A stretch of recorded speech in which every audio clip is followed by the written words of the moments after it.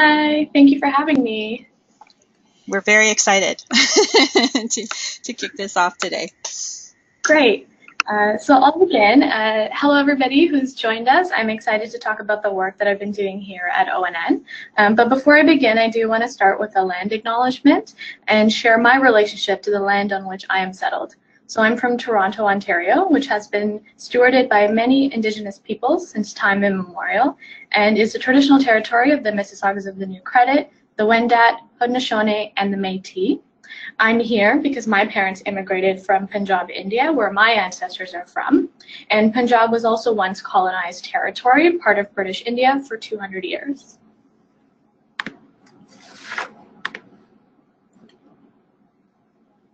Okay.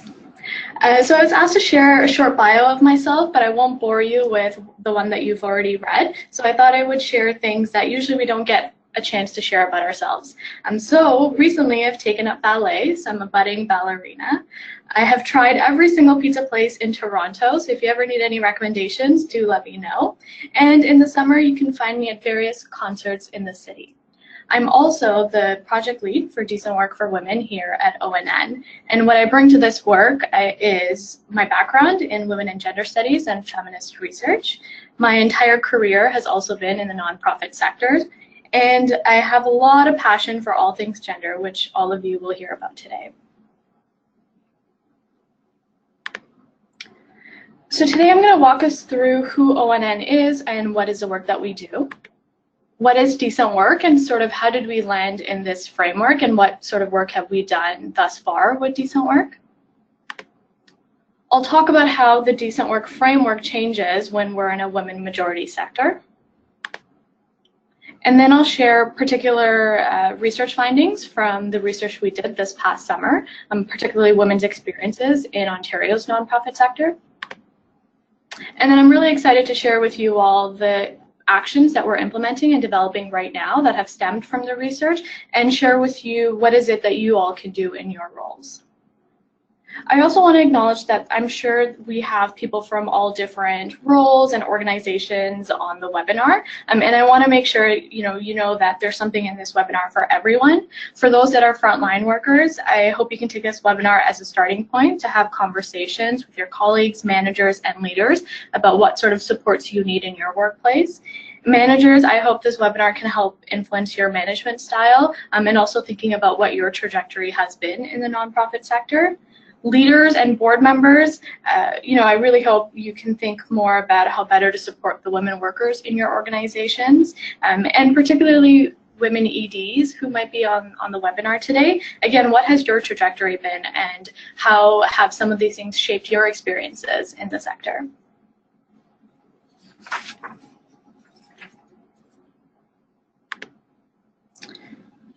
So the Ontario Nonprofit Network is a member-based organization. We're an independent nonprofit network here in Ontario. Our mission, our mandate is to create a public policy environment that allows nonprofits and charities to thrive. So we do this by engaging our network with diverse nonprofit organizations. So this spans arts and culture, sports and rec, violence against women, policy, all the different subsectors of nonprofits in Ontario to work on issues together that impact the sector. So we have three buckets that we work in: our people, which is where most of my work is situated. So this is looking at the labor force, on the nonprofit network's labor force. The second is our regulations. So how are we regulated? What are those pieces that are impacting us? And the last one is our financing. How are we getting money, and how do we shift some of that thought process behind that? So we take all those voices of our network and we channel it to government, funders, and other stakeholders to create that enabling public policy environment. So really our goal is to work together for a strong and resilient nonprofit sector.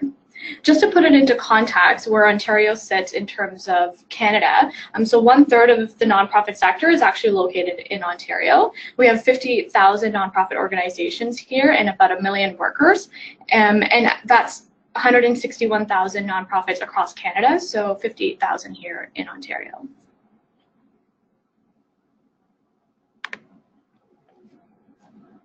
So ONN has been working on labor force issues in Ontario's nonprofit sector for a number of years. In the early days, we were using a lot of different names and frameworks, such as labor force strategy, human capital renewal, and more recently, we've landed on decent work, which I'll explain in a little bit. In the past couple of years, we've released about 3 major reports that talk about labor force issues in the sector. The first one was Shaping the Future in 2013. So this surveyed executive directors here in Ontario, about 815, around what would a human capital renewal strategy for the sector look like? What are some labor market issues that we're having? How do we recruit and retain talent and be more innovative in our workplaces and produce sustainable results for individuals and communities? In 2015, we released Change Work with Mowat NFP here in Toronto, and this was a little bit more diving deeper into the decent work framework we were adopting, looking at the 7 elements and seeing how the sector fared when it came to those elements. So a lot of work around lack of fair compensation, job precarity, increase of positions tied to projects and funding, lack of access to benefits and a pension plan, underinvestment in training and development. The third report we put out was more recently in 2017, called Leadership Competencies. And this one particularly looked at what leadership competencies future leaders in the sector need. So we identified 7 and sort of fleshed those through. And this was more focused work on succession planning, leadership development, etc. You can find all our reports online on our website, theonn.ca, and they're accessible to all. So what we learned from this process was the quote that I have up here on the PowerPoint for you. The nonprofit sector differs from other sectors with its own characteristics, challenges, and opportunities that significantly impact employment in the sector. So I'm sure you all know we're not the same as public sector, we're not the same as private sector. We have our own characteristics. So these can be, one of them can be we're dependent on some sort of restricted funding. We have our own challenges, so recruitment and retention being one. And we have opportunities. I'm sure all of you know again, and even in the research that I've been doing, the one thing that all workers in the sector will say is their passion for what they do, passion for their communities, passion for their clients, and that's something that we can definitely leverage. So these pieces we need to think about when we're thinking about labor force development or workforce development in the sector. How do these impact employment in the sector? So in thinking about this, we adopted the decent work framework. So like I was saying, we went through human capital renewal and all those different frameworks, and none of them were resonating with the sector. None of them had appetite. People weren't latching on. But when we started talking about the labor force in the sector with the decent work framework, we definitely got a lot more engagement.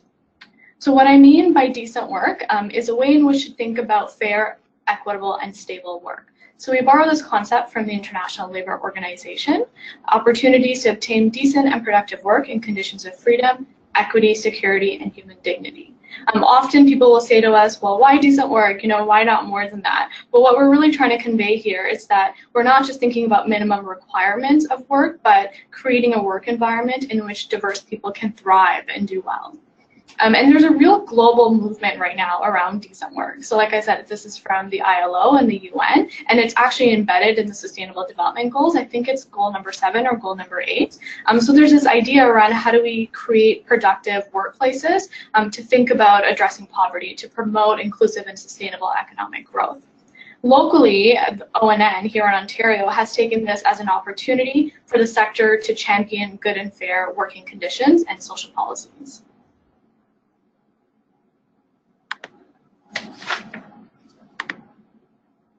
So here are the 7 elements that we use in our work. I'm just going to put them all up. Employment opportunities, fair income, health and retirement benefits, stable employment, opportunities for development and advancement, equality and rights at work, culture and leadership. And actually our Change Work report is divided based on these elements, or looks at the nonprofit sector under all of these elements in Ontario. So we know that when our employees are doing well, when they have decent work, our organizations do better and our communities thrive. We deliver better services.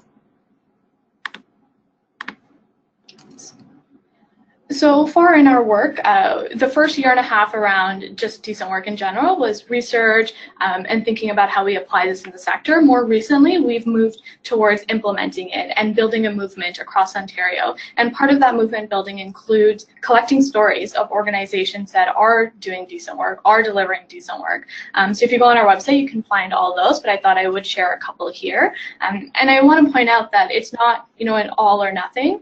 Every organization has different characteristics, is at a different point, and everybody's trying to do a little bit in what they can to offer decent work. So we wanted to highlight that. So whether that's a pension plan, whether that's combining full-time position or part-time positions to create full-time positions, whether that's using some of our tools or having a review committee to review the budget, these are all different ways in which we can offer decent work to employees in our sector.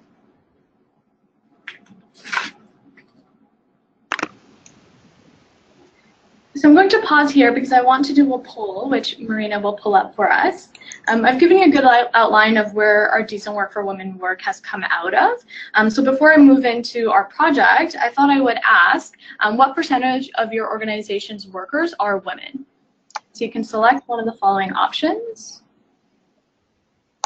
Great, so go ahead and just vote on your screen there. You can just click whichever one works for you. We've only got 50% voted, so come on folks, this is your chance to weigh in here. Good stuff. Okay, I'm going to close and share this with everyone. So Pamela, it looks like we've got, can you see the results there? Yeah, I can see the results. That's pretty cool because that's what our most the most relevant data that we have for the sector is 80% actually. 80% of the labor force here in Ontario and across Canada consists of women workers. So it's nice to see that sort of representation in our webinar today as well. Awesome. So I'm going to just close this and switch it back to your presentation. Perfect. So we have a gendered workforce. 80% of our workforce consists of women workers. And this really changes the conversation around decent work, and that is sort of the aha moment ONN had. So we've been doing decent work, movement building for a number of years, and then we're like, hey, 80% of our workforce are women, so what does that mean? How does that change the conversation? Pamela, I'm going to jump in for a sec. Your from what I can see, your slide deck hasn't switched back on. Is that? Let's see.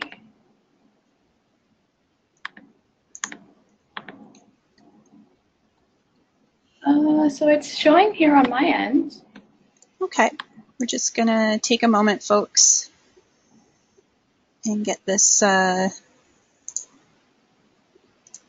switched back here. Just bear with us for a moment. You may just have to pull up the slide deck on a different computer.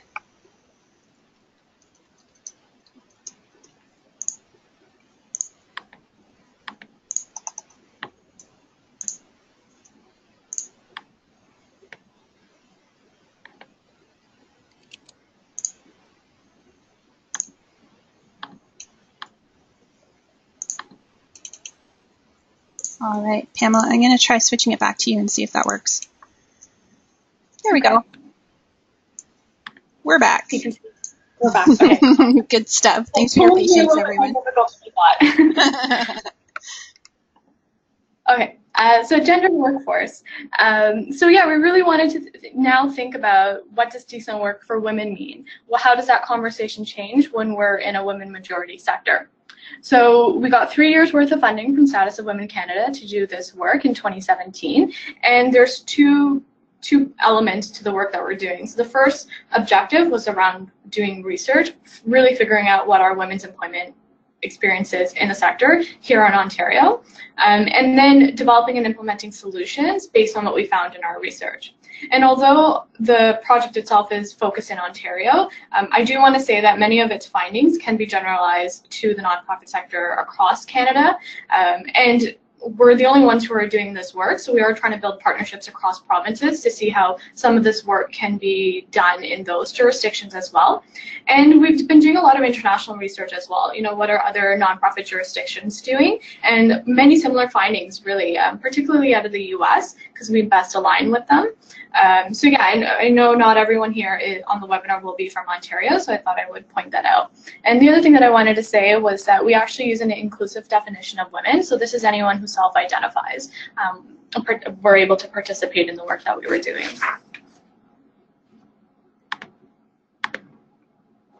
So the impetus for our work. So what we know is that women workers face many challenges in the broader labor market. So glass ceiling, the gender wage gap, inadequate access to childcare, this all impacts their labor market outcomes. What we also know is what we just talked about, all the unique challenges and trends and opportunities in our sector. What we don't know is how 80% of our labor force, which are women workers, how they are faring. So particularly thinking about how do challenges women face in the broader labor market manifest and impact different women working in our sector. So does a gender wage gap exist in our sector? Is there a glass ceiling? Are there leaky leadership pipelines? What does all of this mean? And not just thinking about women generally, but thinking about women from an intersectional lens. So where are different women with intersecting identities situated, and what are their experiences in the sector? So really we're looking at intersections between labor, the nonprofit sector, and women. And we've been doing this work for 2 years now. So I'll start with our first phase, which was the research phase. We did this for the first year and a half of our project, and really began from having informal conversations within the sector, beyond the sector, with stakeholders, just learning, you know, is this topic interesting? Who else is talking about this? Has anyone else done work on this? Who should we be connecting to? And then we moved into literature. So we did a literature review and launched that last April, actually a total year ago, and we reviewed 250 pieces of literature, and this was again at the intersections of gender, labor, and nonprofits. Then we also wanted to hear from women. What were women's employment experiences? What were they saying? So we wanted to give them multiple opportunities to participate in the project as well. So we convened 14 learning circles, which are essentially focus groups. And what we wanted to do was hear from across Ontario, across roles, and across subsectors and identities.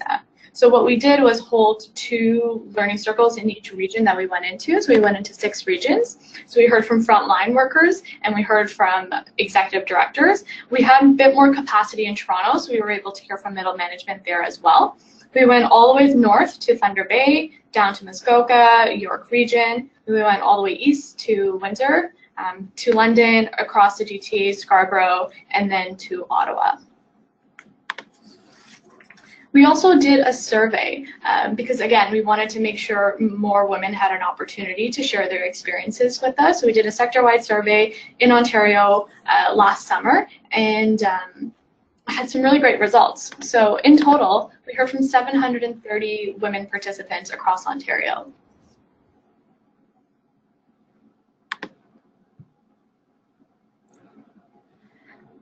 So I'll shift into now talking about what we found. I do want to say that our research phase is reflective of our preliminary conversations, our literature review, as well as what the 730 women participants said. Particularly, it shares their perspectives, experiences, observances, and opinions in their own voices. There were some regional and subsector differences, but what I found really interesting was it didn't matter where I went in Ontario, all the women were generally saying the same thing. And I think that speaks to a lot of the challenges we have in the sector, whether that be in Ontario or in another province or across Canada. The themes that I'm going to share may not reflect all women's experiences, nor be unique to only women in the nonprofit sector. But what they do is reinforce this urgency of exploring labor force issues in our sector, and doing so from a gender intersectional lens. I do want to point out that there is a limitation. We did not have as many Indigenous women and trans women participate in the learning circles as well as the survey, not enough to draw conclusions. So we're sort of thinking through what that means for the rest of our work, and how can we ensure we have meaningful engagement of different groups of women and have them represented in some of the solutions that we're putting out as well. Because I don't have a lot of time, I might not get to all the nuances of what we found, so I encourage you to read the report, which really breaks down the data from the survey as well as our learning circles.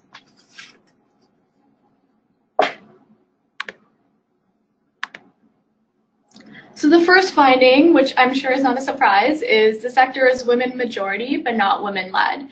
So often people will refer to the sector, or any sector that has a lot of women in them, as women dominated. And actually we have an advisory council for this, for our project, and one of our advisory council members, she said, you know, we're not women dominated because women are not in leadership positions. We're women majority. And I found that distinction to be really, really interesting. And this was before we started the research, and it was actually confirmed in our research.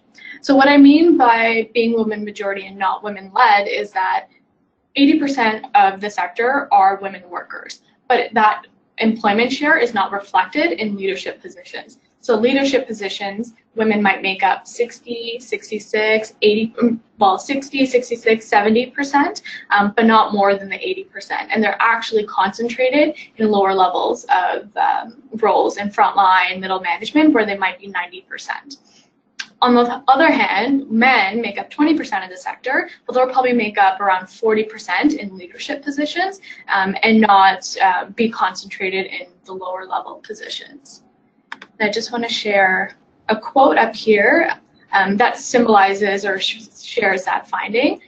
I work for an amazing organization that is mostly made up of women. The few men in the organization are consistently promoted faster than any women, and their presence in management positions is disproportionate. An important note to make here is that the makeup of the sector in Ontario is connected to this. So we have a lot of small organizations here that employ less than half the sector. And women are more likely to be in leadership positions in these smaller organizations. So they have smaller budgets, smaller staff size, etc. We have very few big organizations, but the ones that we do have employ more than half the sector. And these also have a bigger budget, more staff size, and larger compensation packages. And men are more likely to lead this. So leadership in our sector, or rather the glass ceiling, isn't just about looking at the number of leaders, because it comes across that we have many women leaders, but also what that leadership looks like and the power that's attached behind it. The other piece that I want to note around here is looking at it from different women's identities. So we have a lot of white women leaders. We do have a racial hierarchy in the sector. So there are unequal job opportunities and a glass ceiling for different women, so racialized immigrant women with disabilities. And many of them are not in leadership positions, and if they are in leadership positions, we'll often find them concentrated in specific subsectors, such as immigrant and settlement services, perhaps violence against women, rather than spread out across the sector. And I have a quote that I wanted to share with that as well. Our participants in our learning circles, as well as our survey, actually were very blunt. So this was one of the ones that had come up. Leadership positions are saturated by white women. So again, it looks like we have a lot of women leaders, but it's because we have a lot of small organizations that women are more likely to lead.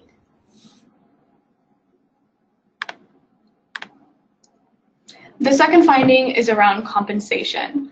So women have a lower compensation than men in our sector. It's really important to understand what we mean by compensation in the sector. There's three components to it. So the first one is the care penalty. So this means that wages in our sector are lower compared to other wages, despite the fact that our workforce is highly educated and experienced. So this idea of you could be doing the same job in public sector in nonprofit, but in nonprofit you'll make less than you would as a public servant. And this is experienced by anyone in the sector. The second component is that women earn less than men, especially in senior leadership positions. And this has been confirmed by CharityVillage's own salary surveys over the past couple of years, as well as the other national Bolin survey that comes out. And especially at the senior leadership position, that's what was cited. And the last piece is around benefits. So a woman's total compensation package is impacted by a pension plan, health benefits, and maternity top-ups. So limited access to these actually lowers their compensation over their life cycle. And we know in the nonprofit sector, there is limited access to a pension plan, health benefit, and maternity top-ups. So I think this is actually one of my favorite quotes that I was from one of the learning circles. I think the first one too, actually. We are paid in warm fuzzies, but warm fuzzies don't pay for anything. I've brought in millions in fundraising and still only make 70K as an ED. When comparing foundation ED salaries, I am making 40K less than my counterparts. It's a bit shameful, actually, not having maternity top-ups in a women majority sector. And just to give you a sense of some numbers, so according to our surveys, we had 645 participants. 22% of respondents said yes, that they had experienced the gender wage gap, while 33% they weren't sure because they wouldn't even know how much others get paid, and 15% were unsure. More racialized, Indigenous, immigrant, and women with disabilities said yes to experiencing the gender wage gap.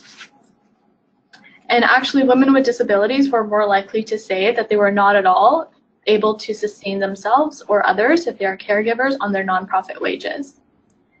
In talking to women in the learning circles, many of them said at the frontline level that they wouldn't even know if a gender wage gap existed. They just don't know what others are making unless it's clear from your grant project, etc.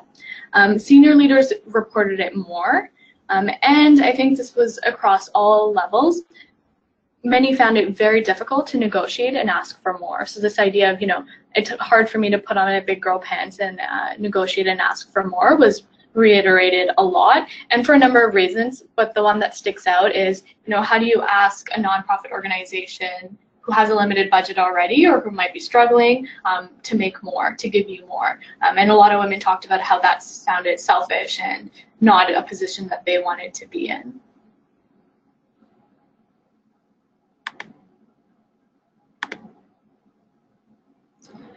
So the third finding was around sexism. So women experience sexism at all levels in the sector.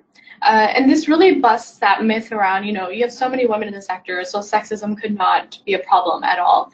But this is not true. All the women that we talked to talked about the different ways in which they've experienced sexism in different roles. So on a day-to-day basis, in the types of roles they occupy, and in the distribution of work and the value of that work. So what I mean by sexism on a day-to-day basis, women talking about mansplaining and men dominating conversations or taking credit for their work, or if two women go into a meeting, it's different than if she goes in with a male colleague who's listened to, that sort of thing. Gendered roles was around who is doing work and which kind of work in the sector and how it's valued. So many women talked about men being seen as the visionary leaders and women doing more of the grunt work, or women doing more of this emotional work in organizations. How collaboration between women EDs is valued as is, but if male EDs do that, it's thought of as the greatest thing ever. And so really thinking about what that value of the different work that women do in the sector. Senior leaders, actually not just senior leaders, everyone that we talked to, whether they're a senior leader or not, but really identified sexism from board of directors, and they talked about how they saw a difference in the way in which male EDs and female EDs were treated, and often treated unequally. Senior leaders or middle management that we talked to talked about the difference in managing men and women staff, which I thought was really interesting and not something that we had thought about. So I'll share some quotes up here. I want to talk to the man in charge. So this is around that piece, sexism on a day-to-day basis. There is an assumption that women will answer the phone and take minutes. So who's doing that work, right? Who's doing that secretary type administrative work, and who's doing the leading or visioning, and the value of each. I was getting criticized by the board for being too rude. And again, just the numbers for you. In our survey, 46.4% of respondents said they have experienced sexism in the nonprofit workplace, while 11.6% were unsure. And again, racialized, immigrant, and Indigenous women, including women with disabilities, were more likely to say yes, they had experienced sexism.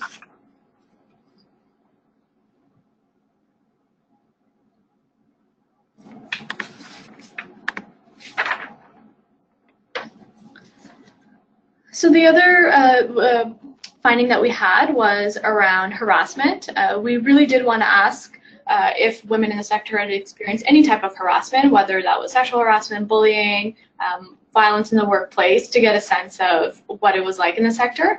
And although we weren't able to dig as deep as we wanted to, this was a part of the conversation. I find it valuable to share those results. So the finding was that women overwhelmingly talked about experiencing bullying in the sector, and some talked about sexual harassment. So bullying was the biggest form of harassment, and women talked about experiencing it in similar positions, experiencing lateral violence, and as well as those who were in power. While sexual harassment was experienced in interactions with external parties, such as clients and stakeholders. Women with disabilities in the survey were more likely to experience harassment, as well as racialized women. So I found this quote to be really powerful, but someone in one of our learning circles had said there can be some really bad behaviors on the part of women. So this really deep-seated conversation around, sexism and misogyny not just coming from men in the sector, but it being part of lateral violence as well.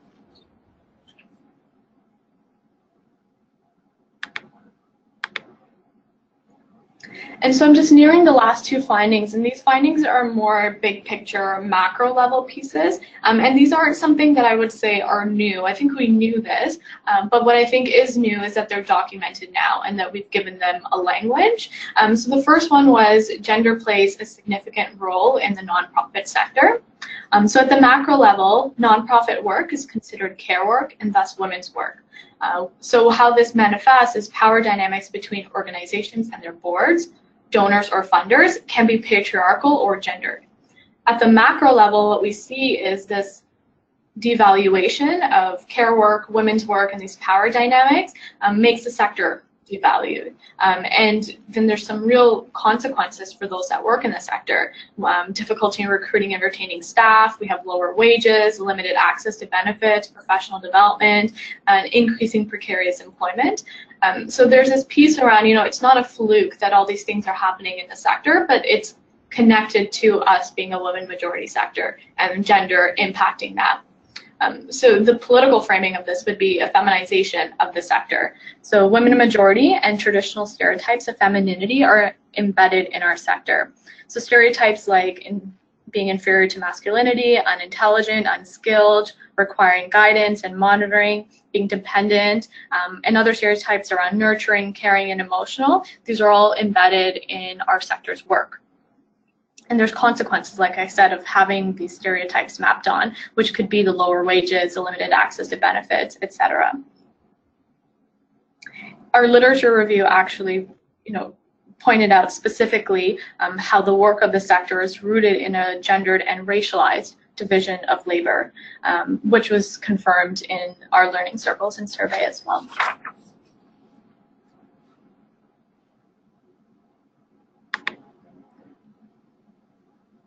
So I wanted to share some quotes here as well, or well, just one.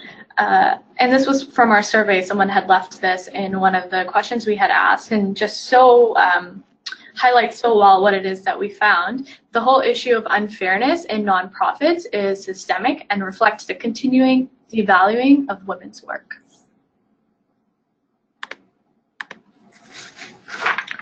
And the last finding that I wanted to talk about was racism and ageism. So like I said, we've been using a gender-based intersectional lens in the work that we're doing. So thinking about which women where and what their experiences are. And two of the most common forms of discrimination that we found in our learning circles as well as our survey were racism and ageism.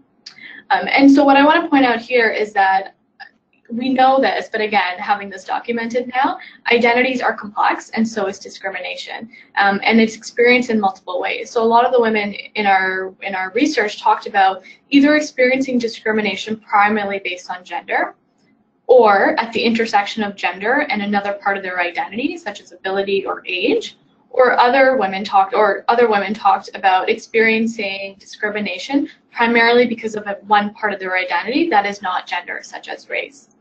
So 48.4% of respondents in our survey had said they had experienced some form of discrimination other than sexism. participants are not only facing all the challenges of being in a women-majority feminized sector, but also discrimination that occurs in the broader labor market as well around racism and ageism. So these are the 3 quotes that I really wanted to highlight. Racism, I definitely feel it, being the ED of my organization. My identity definitely affects my career choices. I don't think I'd fare well in any mainstream organization. I've experienced ageism and sexism, which are hard to distinguish. Are they not listening to me because I'm younger or because I'm a woman? Your able-bodied peers may be making mistakes, but probably won't be judged as harshly as you. I forgot to mention this, but one of the learning circles that we did was in partnership with one of our partners, the Scarborough Women's Centre here in Toronto, and we actually held one the learning circle just for women who identified having a visible or invisible disability, as that organization is working on issues of employment with women with disabilities. And they found in their work that a lot of women with disabilities actually ended up working in the nonprofit sector. So we saw that as a really interesting connection and a way in which to explore that further. And so some of those findings have come out of that learning circle as well as the survey. So what was nice about the survey and the learning circle was that it confirmed a lot of the things that we heard in our prelim conversations, that we heard informally women talking about, as well as what we found in our literature review. But it also gave us an opportunity to dig deeper into things that had not been talked about yet. So negotiating, that was something that has not come up. Managing male staff versus women's staff. Some other pieces that I haven't had a chance to mention today, but this idea of the women leader or the women ED being a matriarch and what that means, professional development and mentorship, all of those pieces, we were able to dig deeper in our learning circles as well as our survey. And it's been such an iterative approach the entire time. Yes, we have a work plan and deliverables and ideas of where we want this to go, but we're really taking this on as we learn new things and move through the work. So I wanted to ask another poll, but Marina, should we attempt? Yeah, let's give it a shot. Okay. So I'm got it up here on the screen now. Perfect, thank you. So given all this information that I've thrown at you, I just wanted to get a sense from those that are here, if they resonated with you at all. So do these findings resonate with you? Speak to some of your experiences. So I'm sorry I've given you such bad options, but they seem the simplest. And so let's see if our work here in Ontario resonates.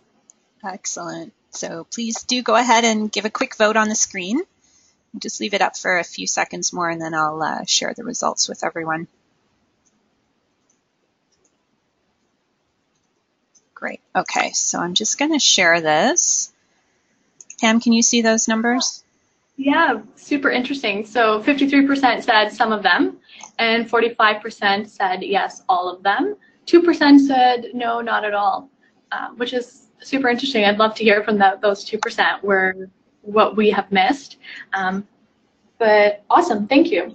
Great, so Pamela, I'm going to hide this, and I'm just going to switch the presenter and then bring it back to you, just so that we get the screen sharing properly. Okay. There we go. Perfect. Thank you. So in our learning circles in our survey, we also asked women to rank what the most important element of decent work is for them. And I guess to no surprise, the highest ranked was fair income. And what we also asked was everyone who participated in the research to provide a recommendation. So at the end of our report, we actually have funneled all those recommendations from women into the 7 elements to just get a sense of, what is it they would like to see change in the sector. So I want to move into moving conversation to action. So once we finished the research, I mean, our next objective and our next job was to mobilize the research. We didn't want to just have, you know, this fancy report sitting on our shelves just for the sake of it. But that's really difficult because some of the questions we were grappling with was, how do we make a real difference in the lives of women working in the sector, given all the experiences they've shared with us? How do we impact the most women, but also impact the most vulnerable women workers in our sector? And as you know, the sector is so diverse in all senses of the word: organization size, subsector, funding, staff size, and all of this impacts employment and capacities and strategies for HR. So we really wanted to think about this, but also think about, you know, what can we do at a systemic and policy level? What can we do across the network? What can we do at an organizational level? Where are some of those opportunities? And like I said, it's iterative and ever-changing. So what we did was we took the recommendations that the women provided and convened our advisory council to go over the recommendations and to create a framework of solutions. So we came up with a framework of 10 solutions that are all separated out into the organizational, network, and systemic levels. And this also is iterative. So this is based on, you know, the research that we did and a snapshot in December and January. And as we move through developing and implementing these solutions, they might change. We might have new partners, new issues might emerge. But this is a good framework for what we want to accomplish in the last year and a half, well, a year now, a year of the project. So I'm going to share the 6 that we're working on right now and highlight what is it that I think you can do in your capacities. And then I'll quickly go over what else we want to work on. So the first thing that I'm super excited about that we're working on is, well, 2 things at the organizational level. So one is a gender-based intersectional approach to compensation practices in nonprofits guide. So basically what we put together is thinking about, okay, how do we think about compensation practices in the nonprofit sector from this gender intersectional lens? What are key components of a compensation structure that particularly impact different groups of women in our sector? Why are they important, and what are some best practices or tips? And we've broken it up based on what you can do if you're in the beginning stages, if you're in the middle stage, or if you're in the last stage. And we really go through, you know, what is paid transparency and why is that important? Who does it impact, and how can it be implemented in organizations in that way? So it's basically a table. And we're finalizing it right now, doing a review, and we hope to launch that in mid-May. So what you can do is use it, share it, and provide feedback. Like I said, a lot of this work is iterative.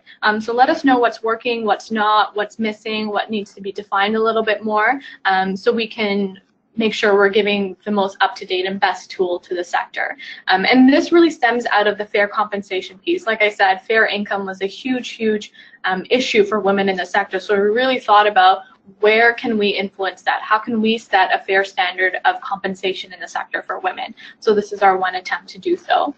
The second piece is another tool, the guide for maternity and parental leave pop-ups, how nonprofits can better support new parents. And this is around thinking, again, about women's compensation, and perhaps the biggest impact on women's compensation over the course of their life is when they choose to have children and take time off. So you get an EI benefit of 55% of your average annual or average weekly earnings, and then your organization has an option to top you up to a certain percentage. 80%, 85%, 90%. And this is pretty popular in public and for-profit. We've never talked about it in the sector in terms of if it's being offered or not. So we did that while we were doing our research, and it's something that is not offered as often as we would like. So this guide, we sourced as many top-up policies as we could from the sector and sort of talk about the value of it, how to implement it, what are other organizations doing, what are some options, what are some beginning steps you can take to start implementing such policy in your organization.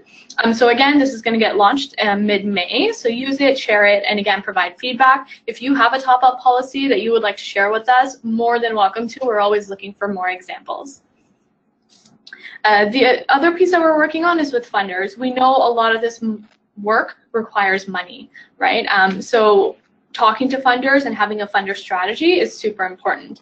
So we're developing an overall decent work strategy, starting with non-governmental funders and then moving to governmental funders here in Ontario, to talk to them about, you know, why decent work is important, how they can start to facilitate decent work practices through their granting philosophies, granting streams, their transfer payment agreements with organizations, and really sort of start championing it on their end as well.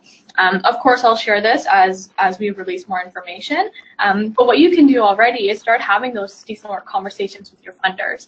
That might be something like, can we include cost of living? Can we include merit-based raise? Can we include a pension contribution in our grant application? Can we include benefits for contract staff? And share your success stories with us. We're always looking for what's been working well and how we can amplify that across the sector.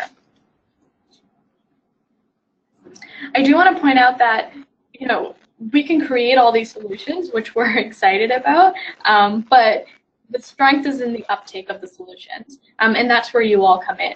The more of you using it, the more of you providing feedback, the more of you telling us how it's going, the better we can make it and more of an impact we can have together.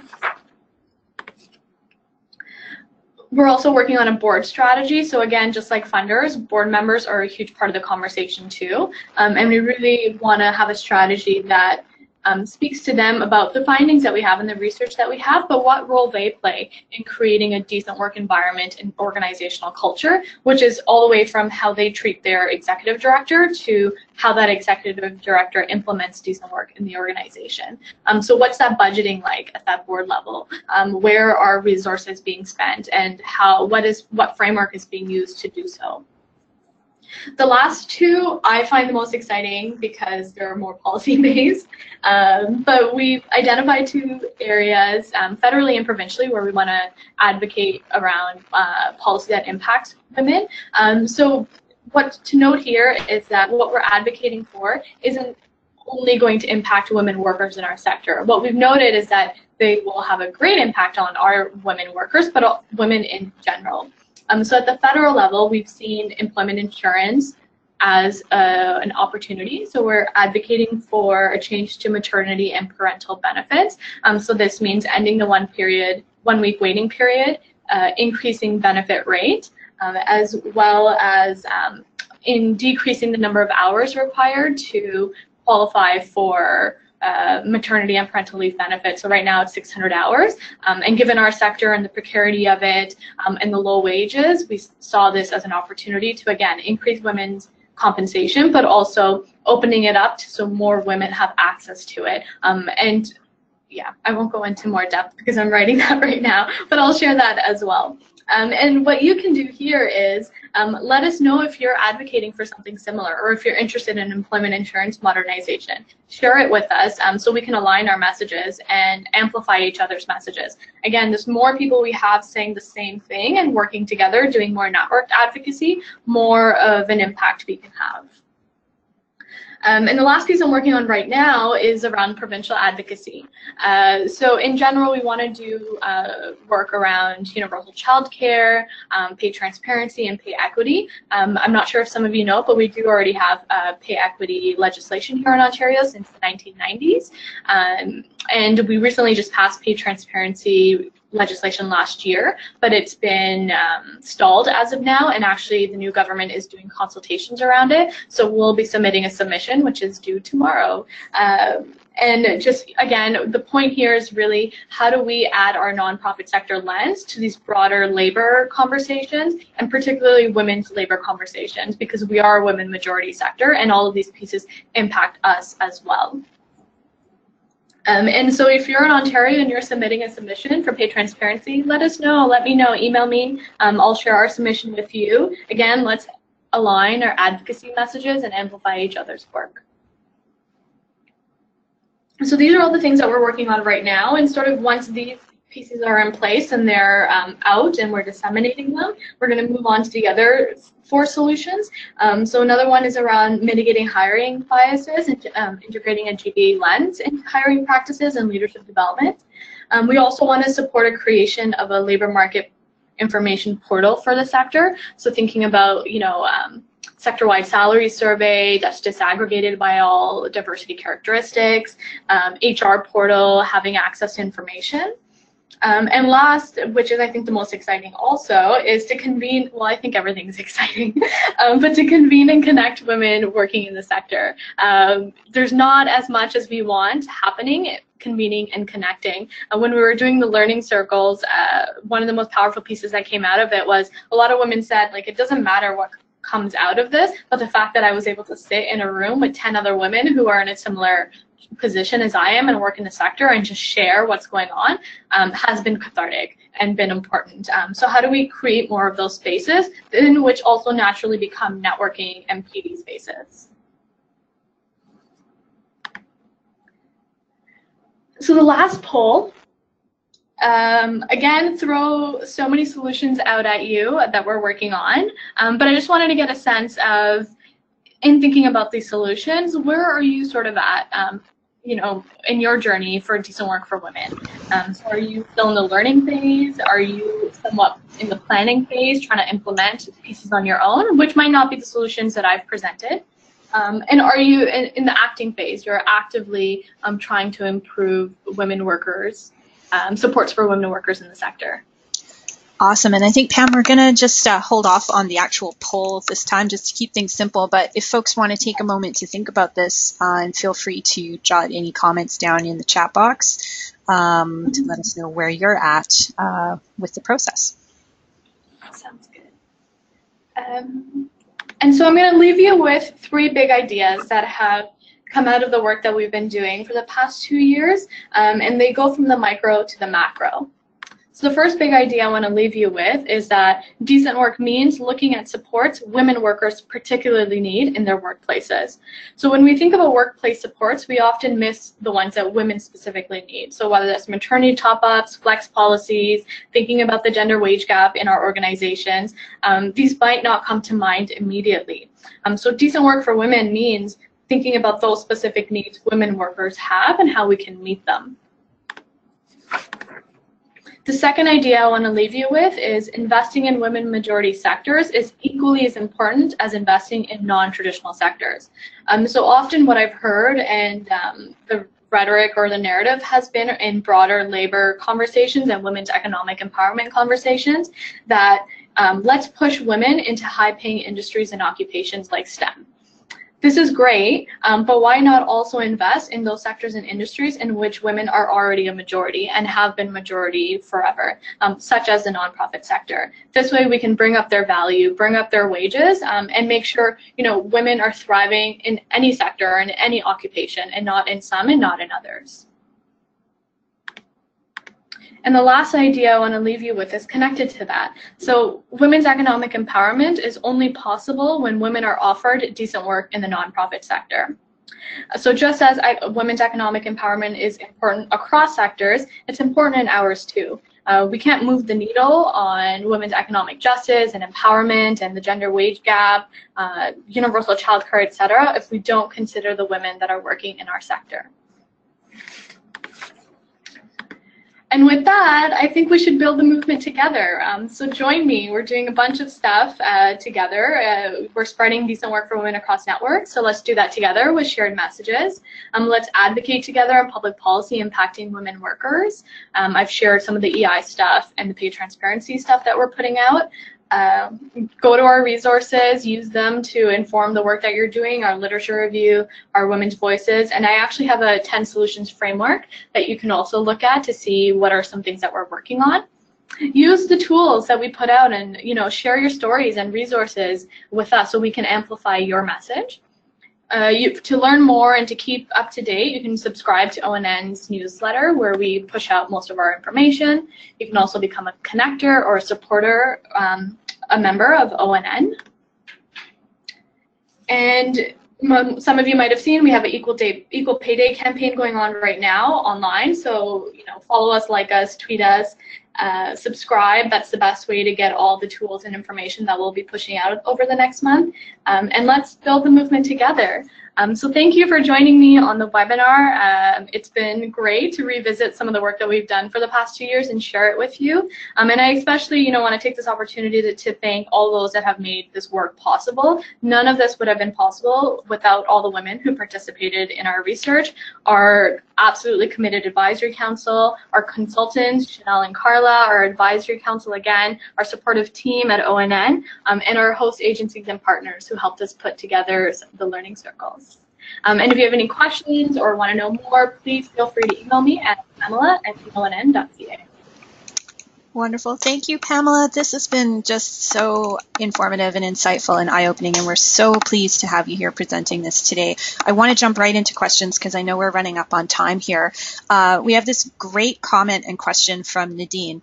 I'm at the point today where I've now realized that there are other women in the sector that are experiencing some of the same things that I've been experiencing. How can I help to create and find space for women in our sector to meet, gather, and discuss these matters?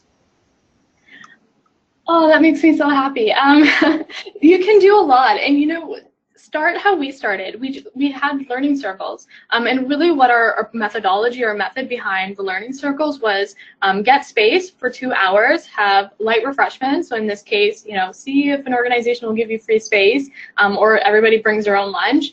Something like that, and just have like 5 questions you want to go through.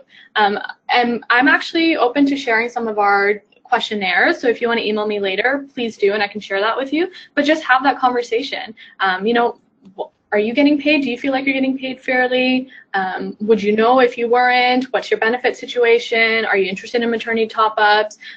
You know, so another question could be like, thinking about how do we map out our trajectory in the sector? How do we put together a career development plan? What are some skill development pieces? All of these things came up in our learning circles. And I'm fortunate here in Toronto, we've had a bunch of smaller groups form informally. So we have a Lean In Women in Nonprofits. There's a Millennial Women in Policy small group that's formed.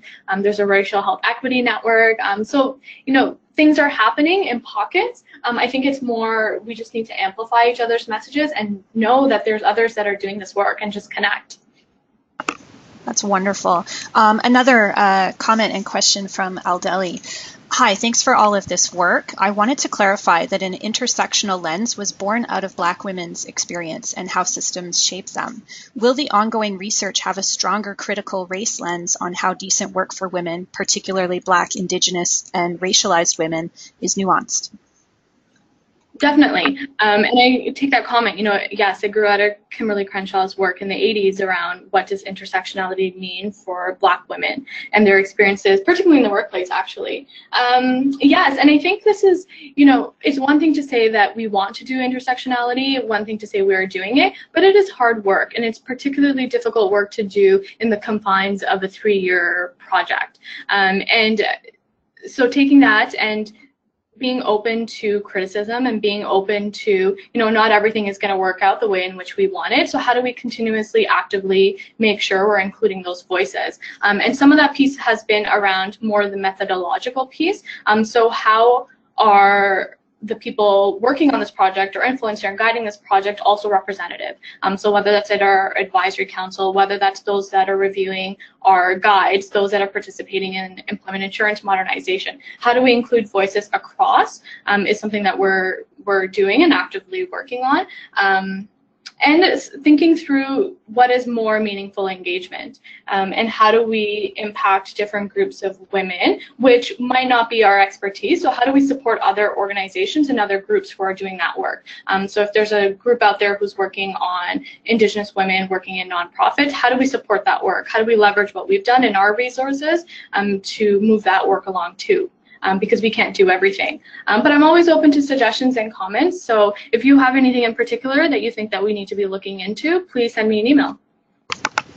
Great. And just because we had a few questions on something that you mentioned early in the presentation, I know that you referenced leaky pipelines and de-skilling. Could you maybe just expand on that a little bit? Because we had quite a few questions come in about those terms. Yes, and I will also plug that I have a key terms report that defines all those terms as well, so I can share that link. But de-skilling particularly applies to immigrant women. So immigrant women who have foreign credentials and come to, let's say, Canada or Toronto or Ontario and are unable to find work in their field, they are de-skilled because in 2 ways. One, they might be working in an industry and occupation where they're not using their credentials, and also that in not using those credentials, those skills, they sort of atrophy, right? So that's what de-skilling is. And then leaky leadership pipelines is, we have a lot of women in frontline middle management, but there's a leak somewhere in that pipeline to leadership because that's not translating into leadership positions. And often people will say, well, there's not enough qualified women, which isn't true. So it's really thinking about what is that leak about? Why are women not moving from frontline to middle management to leadership positions? And how do we fix that? Great, thanks for that clarification, Pamela. So I think because we're on the hour, we are going to close the session there. We want to thank you again, Pamela. You've given us so much to think about in this session, and I know that this is, obviously ongoing work, ongoing research, and I hope that we'll be able to bring you back again in the future for, updates and more conversation around this. For sure, thank you. So I just want to remind everyone before we sign off that we are going to follow up with you by email, likely this afternoon or at least by tomorrow morning with the webinar recording and the slide deck. There will be a short survey that takes about 5 minutes to fill out. We hope that you'll complete that for us if you can. You'll have an opportunity there as well to let us know if there's other topics you'd like to see covered in a future Charity Village webinar. We are kicking off a 3-part leadership series on May 9th with a free webinar on assessing intercultural competency. There's going to be a link in the email you receive today or tomorrow so that you can register for that if you're interested. Thank you again so much for joining us today. Thank you, Pamela, and we hope to see you again soon. Have a great rest of your day. Bye-bye. You too. Bye.